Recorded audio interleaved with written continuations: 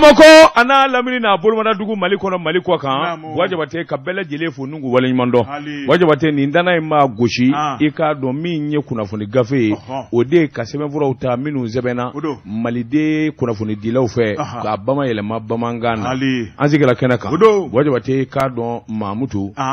suruni ale ba ngerdigela na ye yamoriya di sisa e ka do kunafuni amba da kulo wala Jeka pip kaka firfan la kodon ko da batungara na mbala tukobedi wajibate ne be mbolo karikado mbi boni sebenye sebe mi nuka ma info matin sogomadala kuna foni mami nya sebe atwa de ko Abdoulaye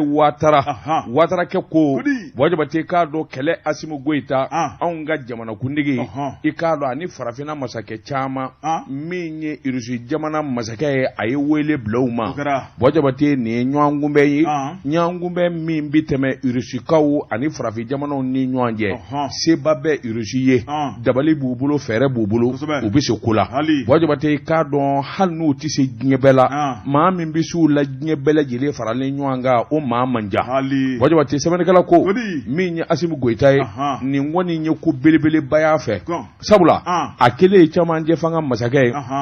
wajibate ika do kunungo ni mina ka shen fola Asimu Goita akabo jamana dafe masake jala mimba kana ani masake abonya mimba kan aduna anga boyingi presidentiel kono wajibate ni nyangume ni ya shen flana de irisi ani farafina ni nywanje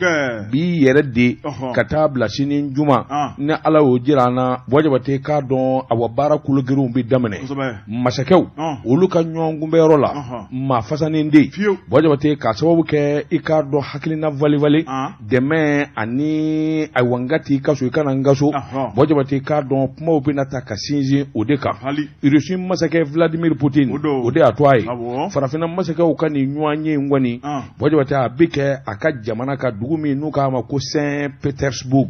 wajibate ikado ni nyuanye vlanai minye aywa jamanawi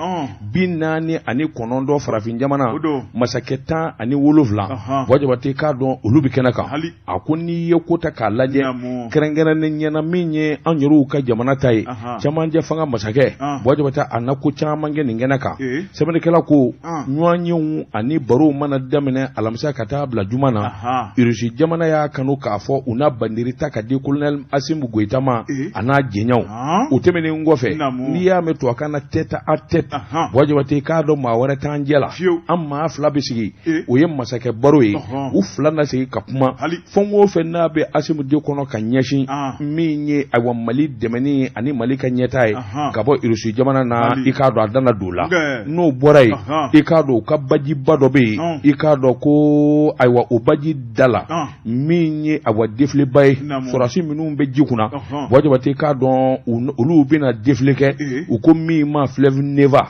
udala wajibate no borai Asimu Goita aya kanu Mali de minum be irusi jamana na lokol de vara barakelanka anolu fana be nywanyi wajibate fana ki bwala Asimu Goita minye tama miseni ani nywanyi chama ikado abisoro ko fana ke sebne kala ko kene ngabo akile mata ko sabula anga jamana jawkela bado be ani makala ni bado be wajibate ani nyemo batigi do be Mali do ndwala olu do na fe avion ngono kata wajibate ka do akunte dorai wirusula kaminu mbe ni jawkela do walma mugo batigu do ukanyanye fale ke ninga korofo fale nywana mimbi se mina wasa ukase kata bala ni yakili bala minye aunga jamanai jamana bilibili bado sabla irisu uka ministre mimbu uka jamana ni jamana wara chenyina bo wajabate ni mvana biku fana shia fola de farafin jamana akata makata Sergei Lavrov wajabate ka do anana malila anane malido nyep maka mi waye ami kale nyajila ibi kaso ma tise ka umbali ke ebisimila irisu ni Mali fakile bakile kabini nyakunungo fengo fenno yija ikado obela jile ke Mali kono fe bela jile jele bi sɔrɔ i k'a dɔn fɛnkɔni di da i tɛgɛ fɔ n'a kɛra kini kalama ye o kuma Wajabate ni kuma min fɔra an ka ministre Ablaye Diop fɛ a ye Russie hakili sigi kosɛbɛ Wajabate o duma to kɔ koyi n'i ye Mali yɛrɛ l'armée ta k'a lajɛ bi sana yɛlɛ ani sebaya min n'an bara k'o sɔrɔ a fanba ye Russikaw ka mina ye pankuru tɛ marifa tɛ bolifɛn yɛrɛ tɛ Wajabate i b'i miiri fɛn o fɛn na n'a bɛ se ka an dɛmɛ i k'a dɔn kɛlɛ in na sanfɛla fara dugumana kan Russie y'a se kɛ sɛbɛnnikɛla ko dɔ de bɛna fara o kan gɛrɛ ɲɔgɔn na dɔ de bɛna fara o kan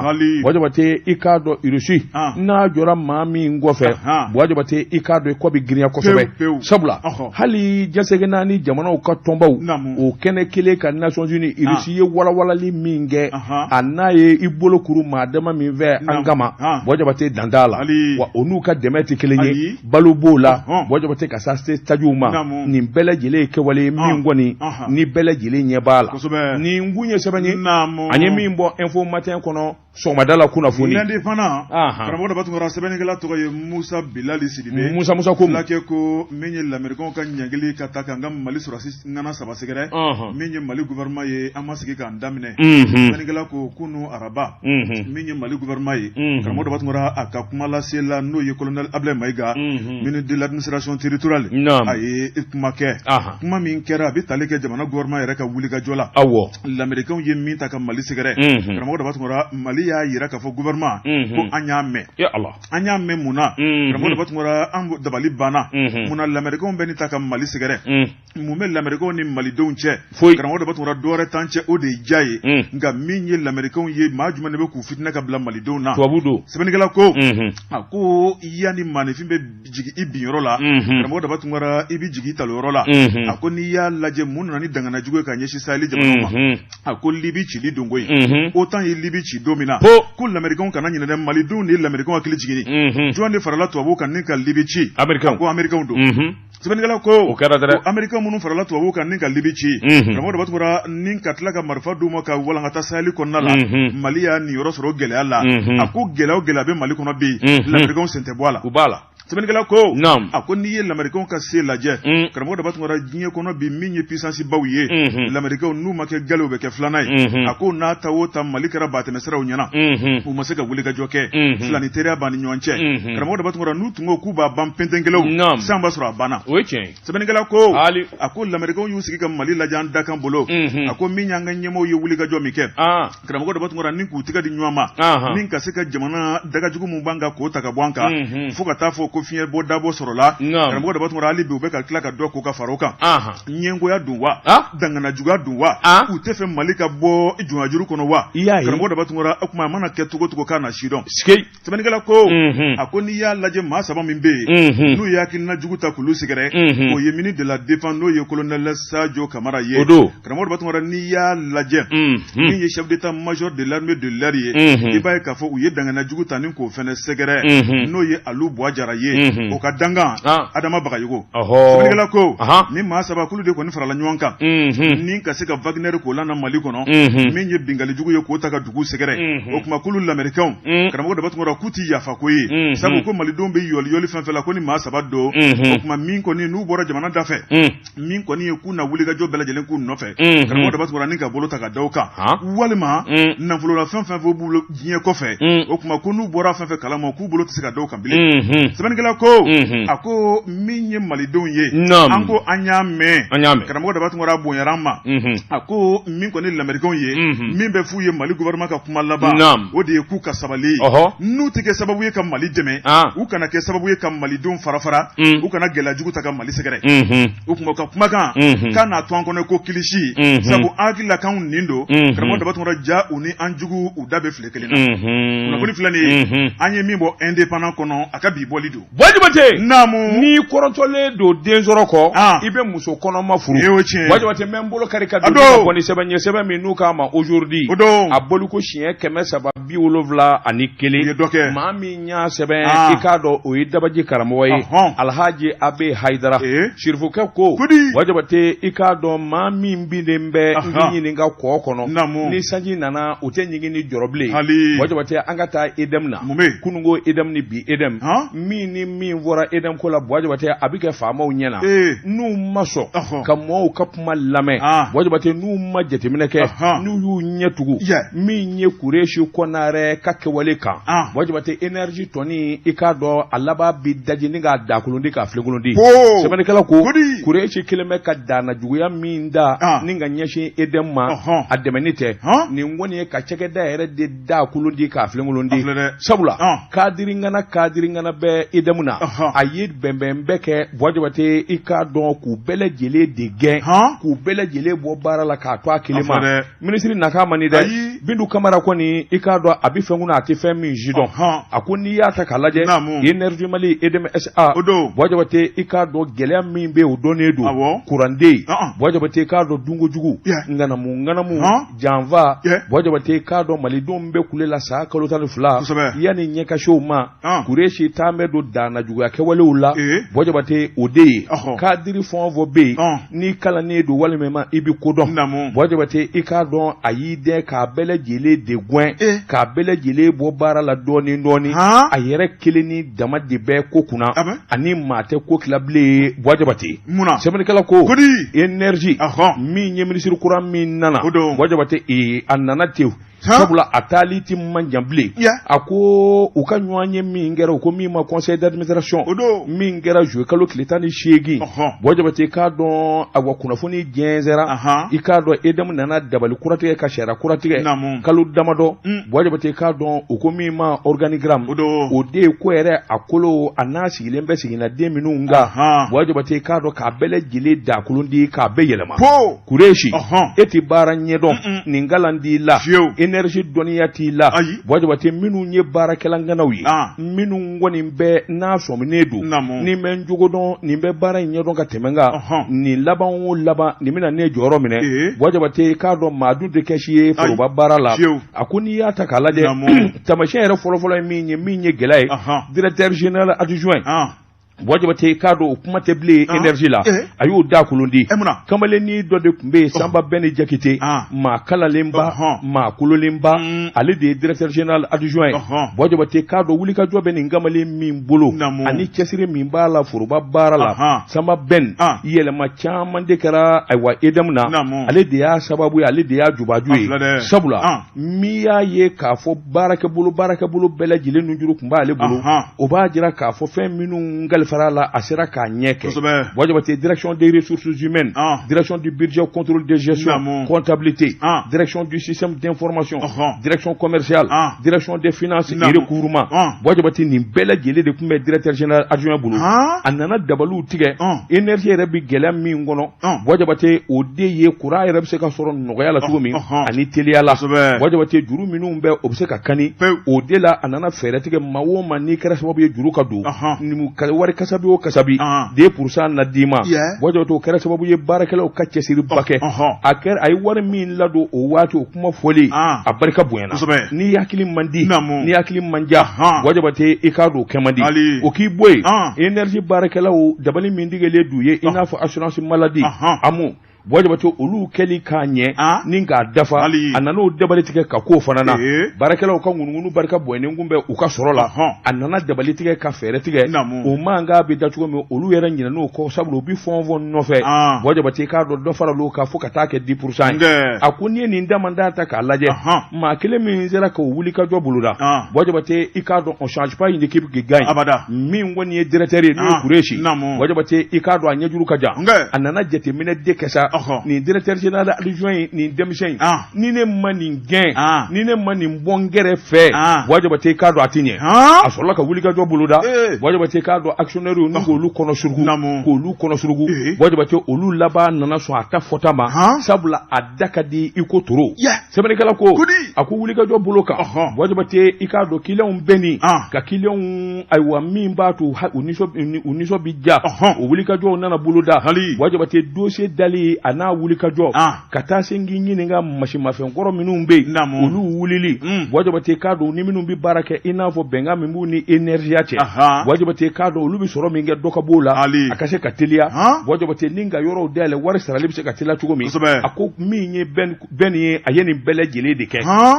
Sɛbɛnnikɛla ko wajabate n'i ye dépense ta k'a lajɛ a kɛra sababu ye dépense lankolon dɔw tun bɛ kɛ miliyari 9 wajabate dɔ ka b'o la o yɛrɛ nana kɛ sababu ye dɛmɛbaw ani énergie a dɛmɛbaw i n'a fɔ agence français de AFD wajabate ka taa fara min ye ayiwa banque ouest africaine de développement BOAD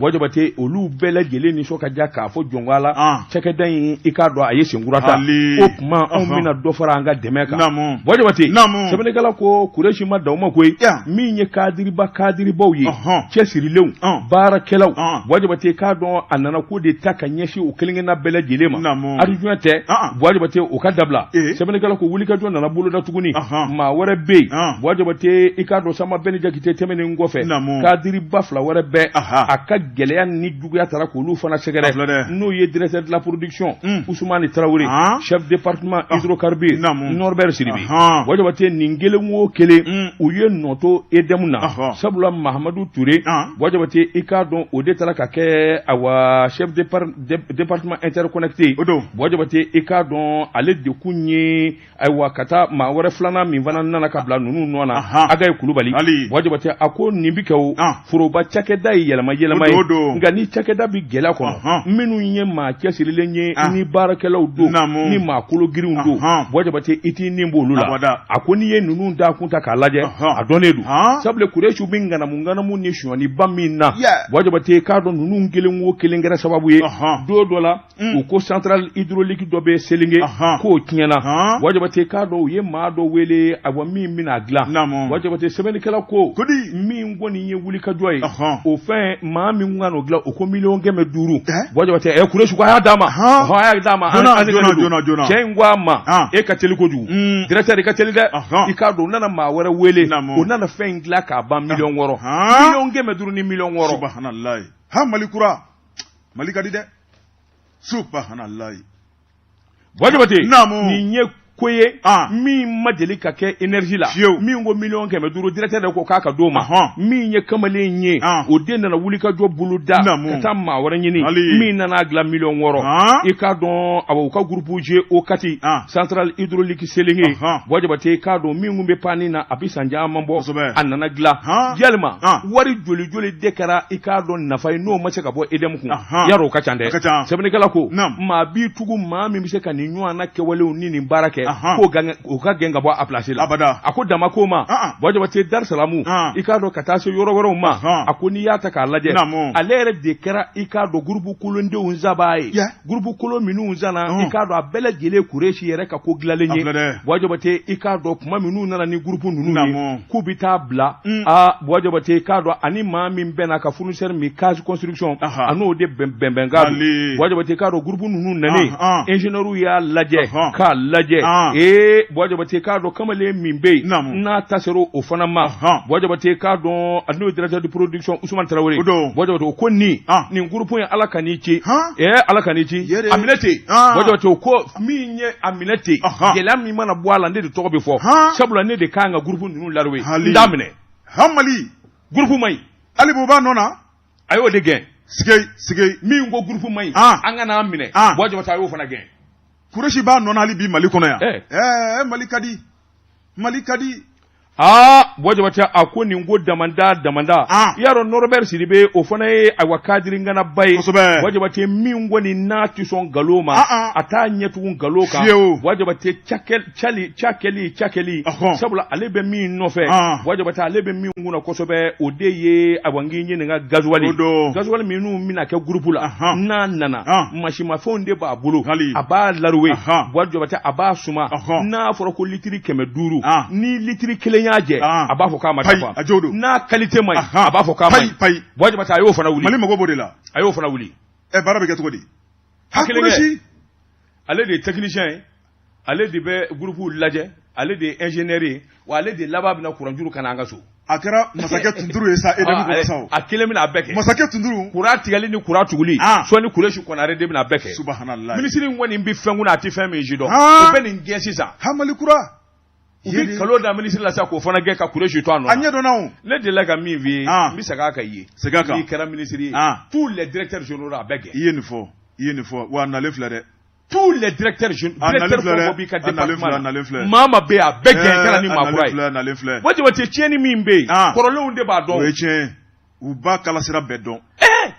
olu de y'a fereke olu de b'a ɲɛnabɔ. énergie yalima mun de kɛlen don Kuresi nanen don énergie feereli de kama wa ani faama ni faama jumɛn bɛɛ man k'a don wajibati maa kelen bɛ se ka nin diɲɛni kɛ cogo di jamana kɔnɔ bɛɛ lajɛlen ɲɛ b'a la bɛɛ b'a kalama o ka to a nɔ na nin kun ye sɛbɛn ye an ye min bɔ aujourd'hui kɔnɔ a ka bi bɔli la. Jɛka pub k'a ka feerefɛnw lakodɔn. Nɛgɛ kanɲɛ 12 sera Bamako. K'a fɔ jiginɛw ka bonyamasegin bɛ aw ye.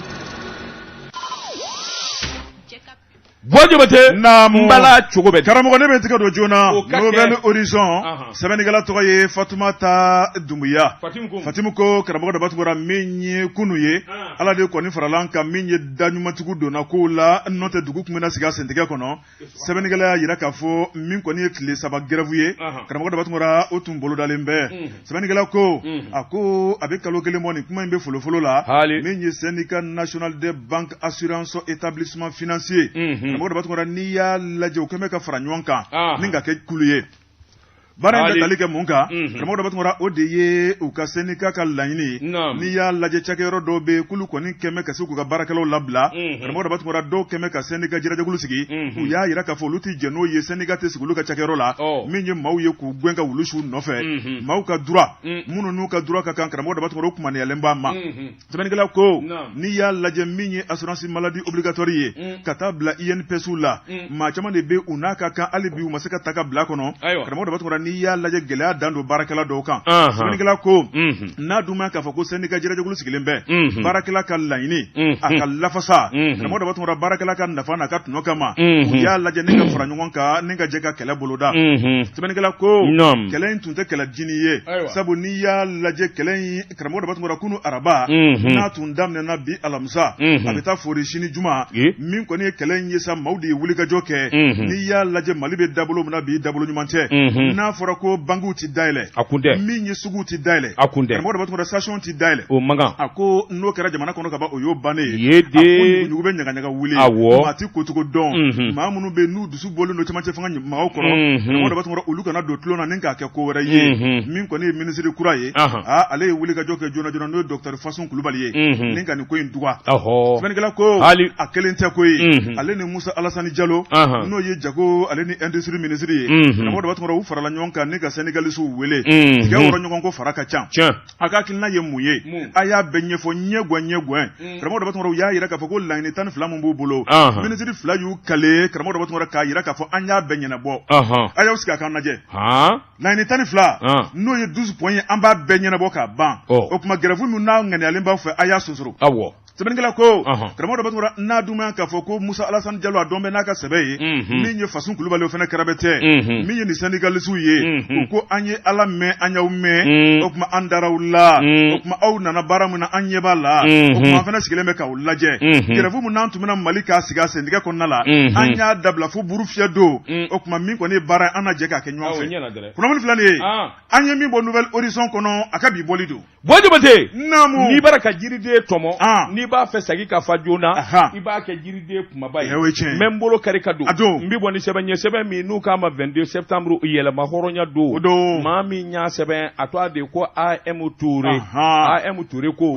ministre Lasine Dambɛlɛ sɛnɛ ministre Lasine Dambɛlɛ togodala maa don sabula barawuli ka don a yɛrɛ ye burusi kɔnɔ maa ye Wajibate o tɛmɛnen kɔfɛ foyi ti sɛnɛko la kabini sifin a b'a bɛɛ lajɛlen ɲɛdɔn tɛrɛrɛ fo ka n'a bila bi la Wajibate k'a dɔn a jamanadenw i k'a dɔn min ye sɛbɛkɛlabaw ye ani minnu jɔlen bɛ jamana jigi kɔrɔ o ye sɛnɛkɛlaw ye jɔlen de b'a fɛ ka sɛnɛkɛla ni tɔ ni ka sɛnɛkɛla janfa Wajibate i k'a dɔn jamana y'a se kɛ faamabaw san o san miliyari 10 ani kɔ Wajibate i k'a dɔn u b'o de bɔ jamana ka wande kɔnɔ sɛnɛkɛla ka dɛmɛ min ye nɔgɔ ye i k'a dɔn tubabu nɔgɔ fara farafin nɔgɔ kan a sɔrɔlen bɛ nɔgɔya bolo cogo min na a ko bi kalifa min na o de sɛnɛ ministre sɛbɛnnikɛla ko kɔrɔlen kɔni dara min ye Modibo Keita ye kura min nana wajibate k'a dɔn a b'a ka jateminɛ kɛ o de la kɔsɛn in na a ye lettre kɛ wajibate lettre ni ko numéro 1086 wajibate o de hakilina kura ye sabula don min kun volen do ayiwa engrais tigiw ye engrais ka se a seyɔrɔ la joona sɛnɛkɛlaw kana degun u kana tɔɔrɔ sɔrɔ wajibate i k'a dɔn o do b'i ni ka dafa lasine Dembele a ye lettre kɛ nka sen in tɛ tulon ye koyi a ko fournisseur ma n ye tile 10 d'a ma tile 10 min dilen don a ma yan'o cɛ jango office du Niger kɔnɔ kɔlɔ kɔnɔ min kɔni ye wuli ka jɔ ye ni engrais ma se a seyɔrɔ la a ye kɛlɛ kɛ ka mankan kɛ ko feereli a ka ta ka d'aw ma i k'a dɔn hali bi n'a ka bi sɛnɛkɛla caman bɛ yen minnu ma engrais garamu 1 sɔrɔ u tɛ se ka ɲɛ ni tile 10 in dafara ka sɔrɔ u ma se a seyɔrɔ la o tuma a bɛ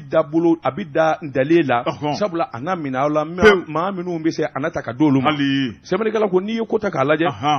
wajibate k'a dɔn ko in ka kɛ nin kɛcogo la nka i yɛrɛ ka kuma don wajibate yani maa ka jigin bin yɔrɔ la i talula yɔrɔ min i bi bi a ko i b'a ye k'a fɔ ko in dilancogo de nana ni nin gɛlɛya in bɛɛ ye wajibate k'a dɔn min ni min bɛ se o donnen don min b'a baara kɛ n'a b'a ɲɛdɔn o donnen don jamana in kɔnɔ Lasine Dembele nka ale nana sɔrɔ yɔrɔ tiɲɛnen don kosɛbɛ sabula i k'a dɔn minisiri kɔrɔ min bɛ yen wajibate k'a dɔn kun ye kalasira caman de kɛ ka bolonɔ bila saban kɛ wajibate k'a dɔn wajibi don ale kasa min ye ayiwa yɔrɔ caman ye a k'o lajɛ walima i k'a dɔn yɛlɛma bɛ se ka don min na k'o kɛ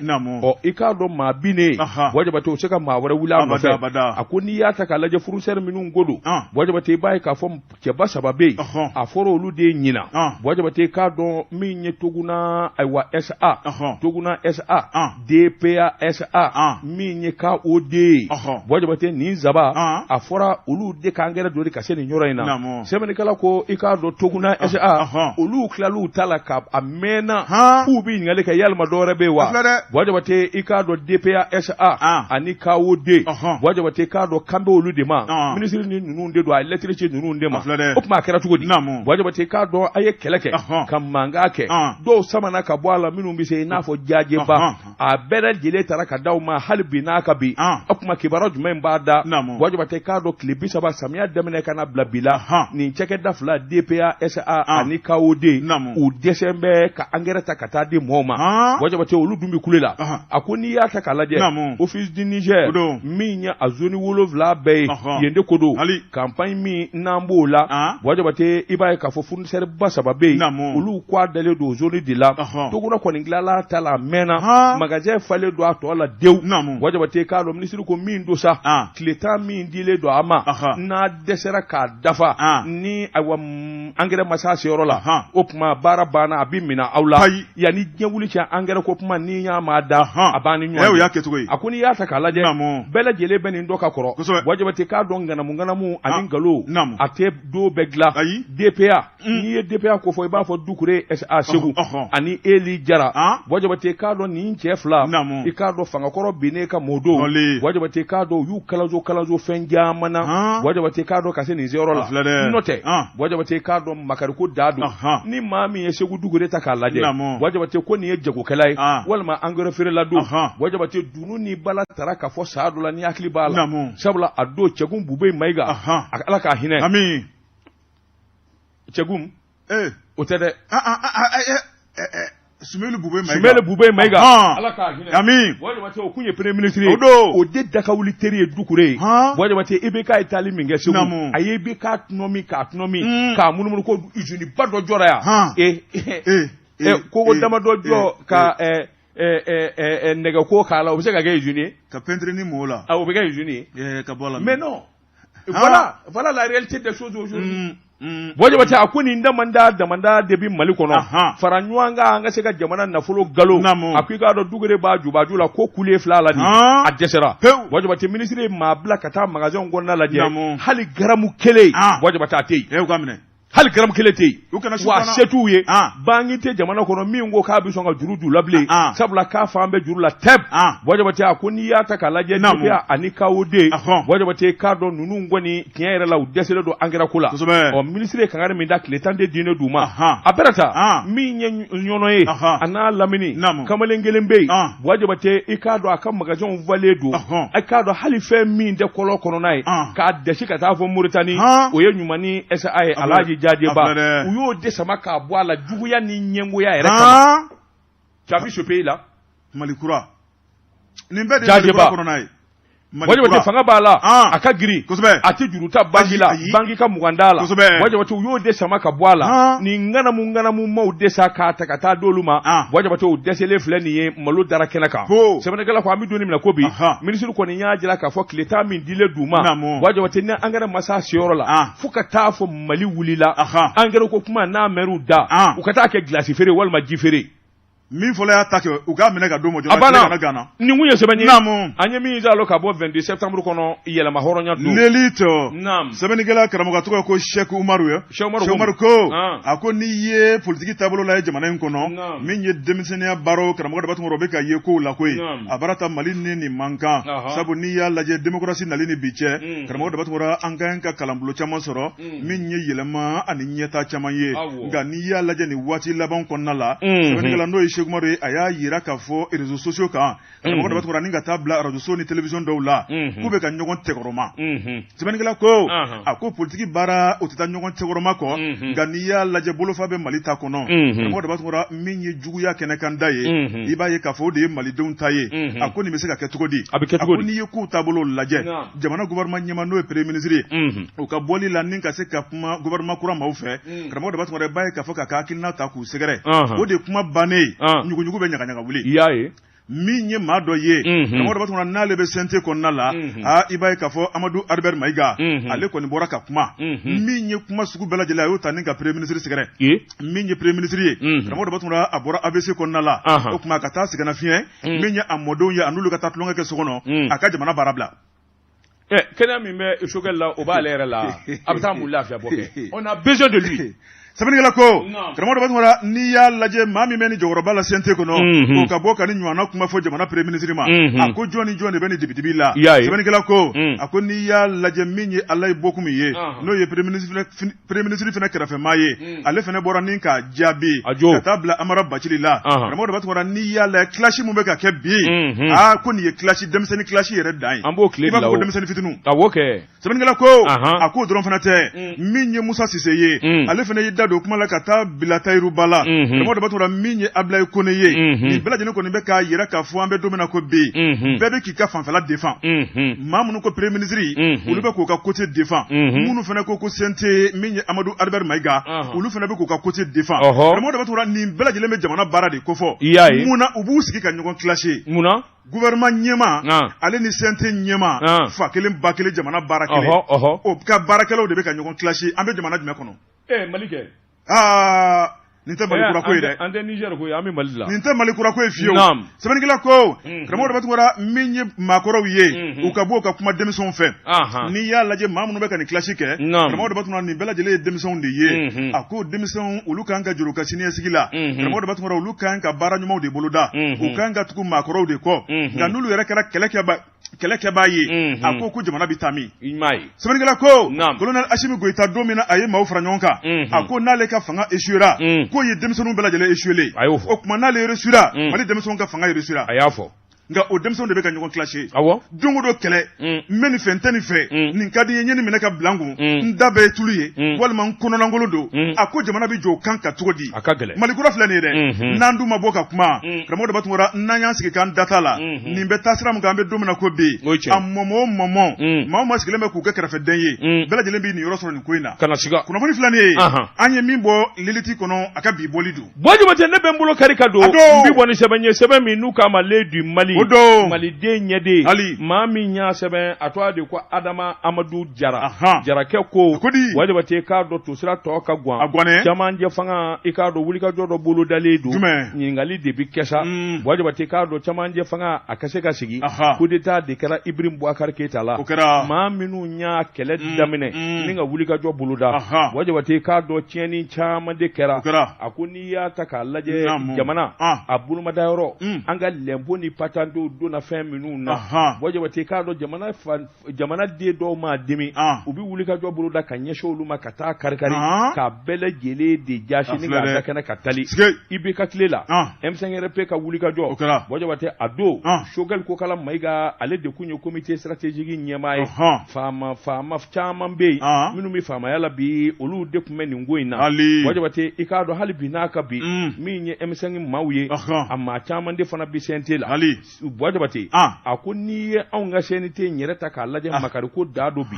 wajibati so belebeleba jɔlen don kabini indépendant Assemblée nationale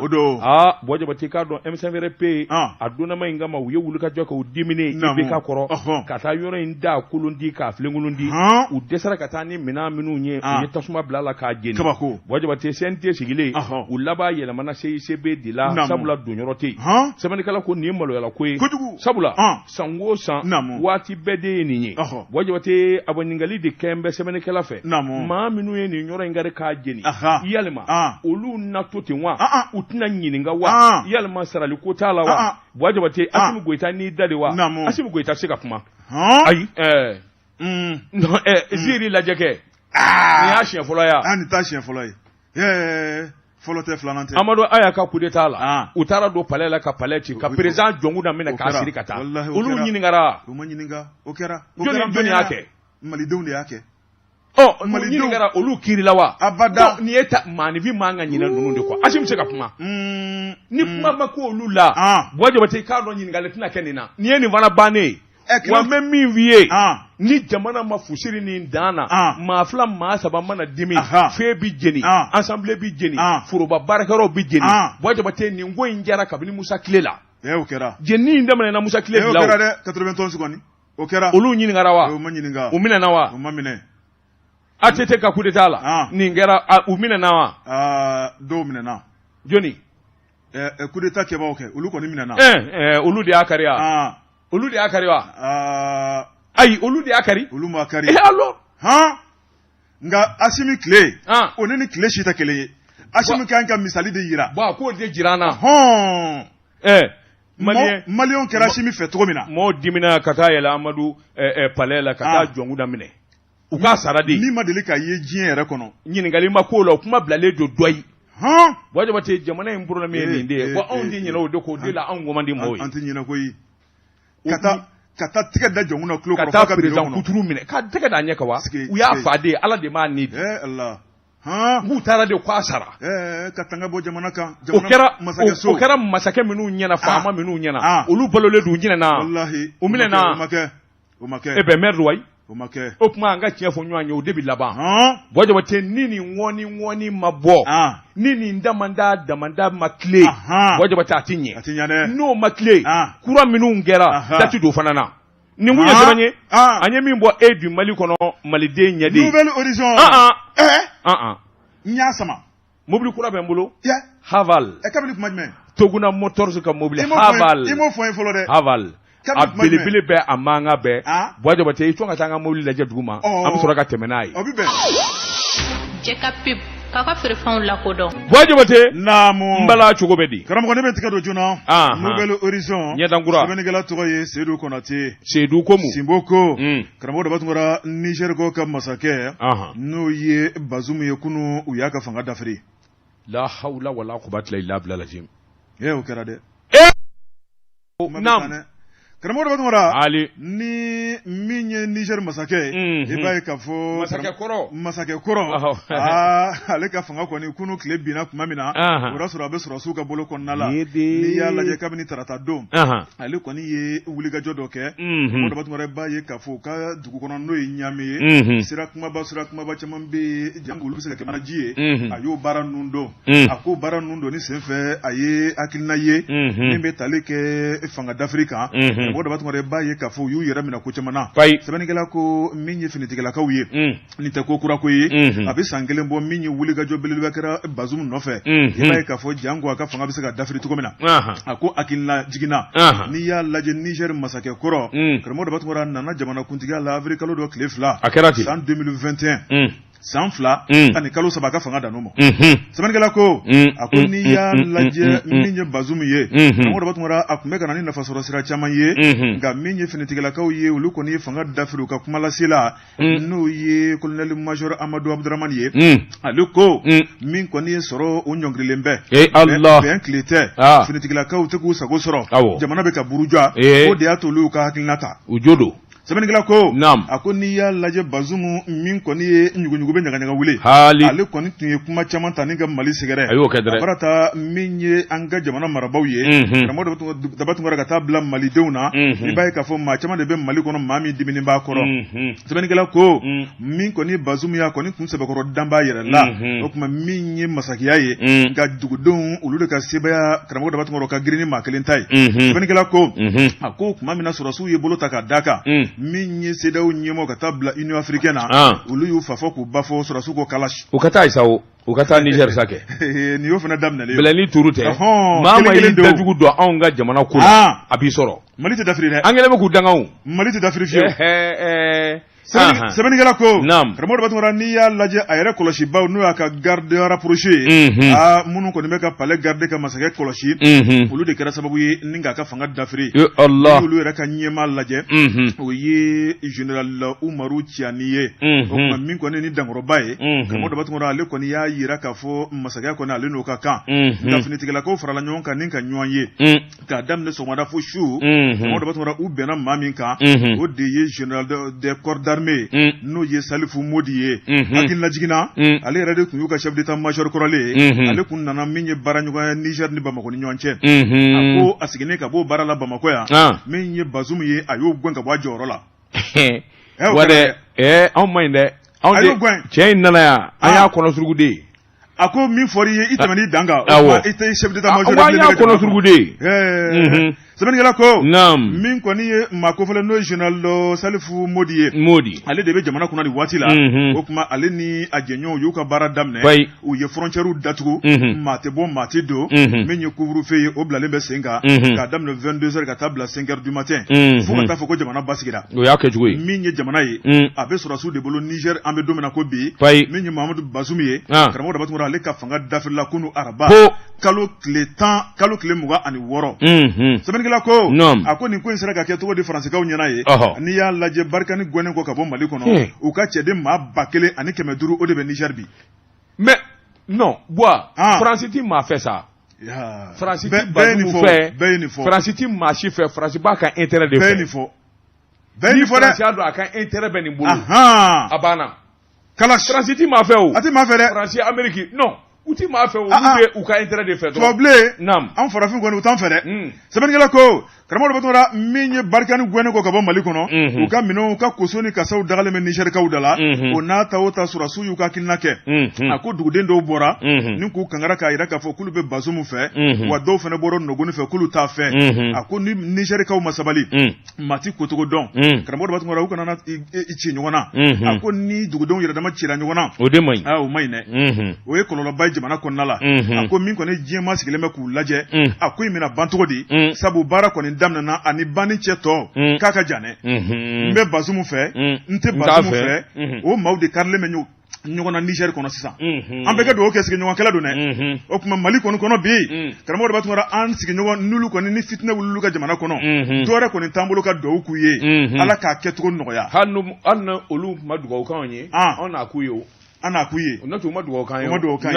an bɛ Ala bolo Ala y'an ta kɛcogo ɲɛ ka ban karamɔgɔ ni maa min bolo bɛ Ala bolo ni sigiyɔrɔma cɛra o tɛ foyi k'i la kunnafoni filɛ nin ye an ye min bɔ Nouvelle Horizon kɔnɔ a ka bi bɔli don Jabate n bɛ bɔ ni sɛbɛn ye sɛbɛn min n'u k'a ma le fanal o don farikɔnɔjɛ sɛbɛn don a boliko siɲɛ 11 ye nin ye Jabate an ka basiketikɛlaw npogotigi minnu n'u bɛ san 16 la Jabate i k'a dɔn olu ta kɔni gɛn bɛ taa ɲɛ da ye Jabate k'a dɔn siɲɛ joli joli farafina i k'a dɔn celu a wakubu ni k'a ta ka n'a da Mali kɔnɔ tandara juillet kalo tile 25 wajabate k'a dɔn u ni jɔnjɔn nana farafina bɛɛ olu de bɛɛ lajɛlen da sanu banderi i k'a dɔn don n'u kana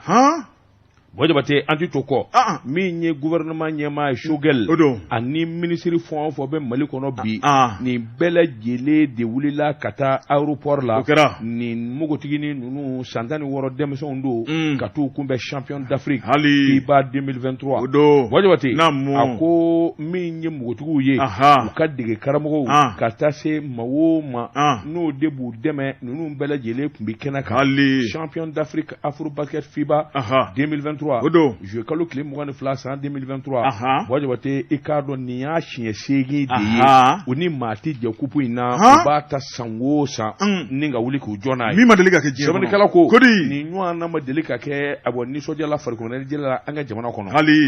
nka fɛn o fɛn wajabate n'i y'a ye ni kabara la fɛn o fɛn n'i y'a ye ni dabali banna wajabate a jo ɲini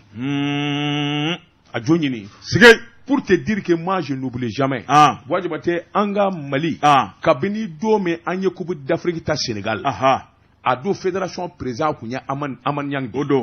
a y'i kale k'i da Mali basket ale ni de don wa a ɲɛ bɛ sɔrɔ a la kabini o daminɛna don min fo on ne fait que remporter des victoires en basket a ma kɛ 2009 de o kɛra o 2009 don fo bi j'étais là-bas an bɛ sanfɛ mun bɛ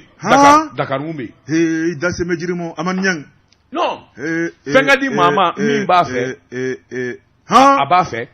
a bɛ s'a la a b'a dɔn a b'a k'a ni de la c'est parce que ça lui plaît kabini an ye coupe d'Afrique ta o don fana bila bi la san o san ni seniorw m'a ta juniorw b'a ta walima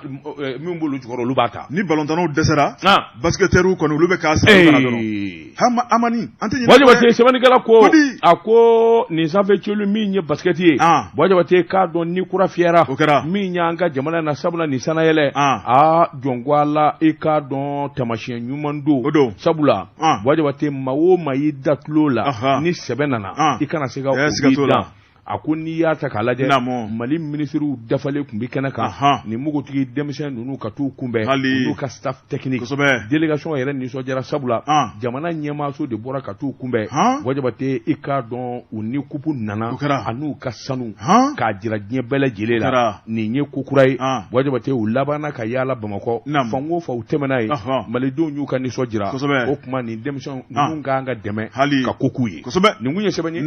an ye min zalo ka bɔ le final kɔnɔ a ka bi bɔli la karamɔgɔ dɔ bɛ tun wara ninnu kan ka dɛmɛ ka ko k'u ye o ye wulibali maa o maa n'i ye baara kɛ jamana ye jamana kan k'a dɔn ye u ni fɛn fɛn ka kan bonya ni karama la o ka d'u ma kan ka d'u ma wajabate i k'a dɔn waati koronna an bɛ foli ani